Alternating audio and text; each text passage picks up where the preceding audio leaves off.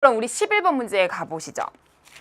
자, 11번 문제 보시면요. 이런 내용입니다. 좌표 평면에서 원점을 중심으로 하는 회전 변환이 나왔어요. 이거 기하와 벡터 문제입니다. 그럴 때 직선 y는 x 플러스 1이 직선 y는 2x 더하기 1로 옮겨질 때 k제곱을 구하라 그랬습니다. 뭐 이거 정직하게 풀면 쭉쭉 풀리겠는데요. 회전 변환이라는 얘기를 해줬기 때문에 우선적으로는 우리가 f라는 변환에 이름을 붙일 수가 있습니다. 뭘로? 횡렬로. 코사, 마이너스 싸죠? 코마사, 사, 코. 이거죠. 세타만큼 회전하는 회전 변환입니다. 그랬을 때 y는 x 플러스 1이라는 직선을 요 회전 변환으로 변환을 시켰더니 2x 더하기 k라는 또 다른 직선으로 옮겨졌다는 겁니다. 그죠? 사실상 이 문제는요. 여러분이 금방 풀 수도 있었던 친구들이 있을 거예요. 점을 옮기면 금방 풀리긴 하죠. 여기에 있는 점 하나 단서 잡으세요. 쉬운 점으로.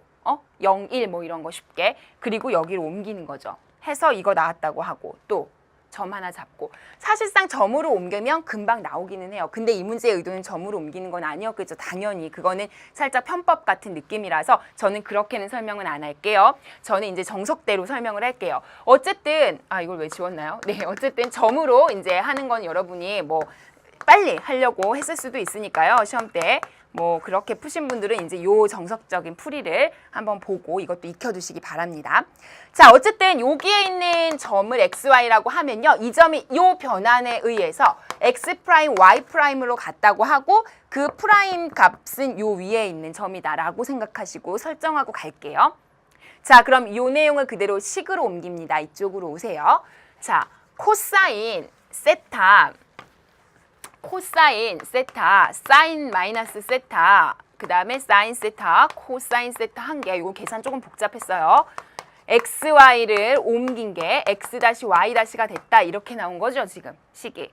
근데 우리가 가만히 보니까 xy 점 자체가 그 위에 있다는 그 직선은 요거 완전히 다 알고 있고 요거가 위에 있다는 직선은 완전히 다 알고 있지 않은 거죠. 그러니까 여기에 대입하는 것보단 요 알고 있는 거에 대입하는 게 좀 더 유리하지 않겠어요? 제 말 이해하세요? 따라서 저 같으면 역변환을 통해서 x, y 는으로 바꿀 것 같아요. 응? 그래서 x, y 는으로 바꾸면 그 x, y는 여기 위에 점이니까 여기에 x, y를 구해서 대입하는 방법으로 가고 싶다고요. 이해하시죠? 그럼 x, y 는으로 바꾸기 위해서 이걸 역변환을 시켜요. 그러면 코, 마사, 사코 이거 제가 그냥 이렇게만 쓸게요. x 프라임, y 프라임 이렇게 곱하면 xy가 된다는 거죠. 요거 는으로 고치자고요. 자, 그럼 역변환 갈게요. 코제곱 마이너스에 플러스가 되겠죠. 사인 제곱이 되고 코코, 사, 마사 이렇게 되죠. 역변환이라는 건 역행렬을 구하는 거니까 이렇게 되고 대각선 바꾸고 여기 바꾸고 여기 부호 바꾸고 맞죠? 자, 어쨌든 이렇게 되고 여기는 어차피 1입니다. 그리고 x-y- 프라임 한 개 xy 이렇게 되는 거죠. 되시죠? 자, 그러면 요 xy를 이제 구해서 여기다 대입할 참이에요. 자, 그럼 들어갈게요. 이렇게 계산하니까요. 코사인 세타의 x 다시 더하기 사인 세타의 y 다시가 x가 되는 거죠. 자, 그 다음 마이너스 사인 세타의 x 다시 그 다음에 코사인 세타의 y 다시가 y가 되는 거죠. 그리고 나서 요 두 개를 x, y가 지나는 직선이 y는 x 더하기 1이니까 여기에 대입해주자. 아시겠어요? 자, 들어갑니다. 이쪽으로 오세요. 자, 그대로 대입한 식까지 올게요. 마이너스 사인 세타의 x 다시 코사인 세타의 y 다시가 x니까 코사인 세타의 x 다시 더하기 사인 세타의 y 다시 y 프라임 한 개 여기다 더하기 1한 거랑 같다. y는 x 더하기 1 했으니까 이렇게 넣어준 거예요. 되셨어요? 자, 요거를 정리를 조금 할게요. 어떻게 x-로 또 y-로 또 뭐 상수로 이렇게 이제 정리를 할게요. 되셨죠? 어차피 상수는 1이겠지만 자, 그러면 x-로 정리하면요. 요걸 1로 옮길까요? 이렇게 코사인에 사인을 더한 거죠. 코 더하기 싸죠. 일단 이렇게만 쓸게요. 자, 그 다음에 요거 이렇게 넘길까요? 그러면 사인에서 코사인 뺀 거죠. 맞죠? 자, 그 다음에 여기는 1이죠. 됐어요? 자, 문제 다시 가세요. 결과적으로 이렇게 옮겨놓은 게 결국엔 뭐라는 거죠? 요게 지나는 직선은 이거라는 거죠. 그러니까 이거랑 1대1 비교 가는 거죠. y는 2x 더하기 k. 따라오세요. 자, 이쪽으로 옵니다. y는 2x 더하기 k 위의 점이니까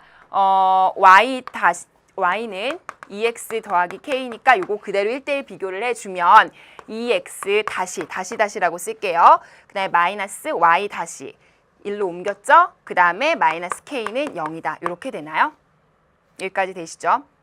죄송합니다. 플러스 k 1로 옮겼으니까 k는 그대로 됐죠? 자, 그럼 비교 들어갑니다. 요 두 개가 결과적으로는 어때야 된다는 거예요? 같은 직선이 되는 거죠?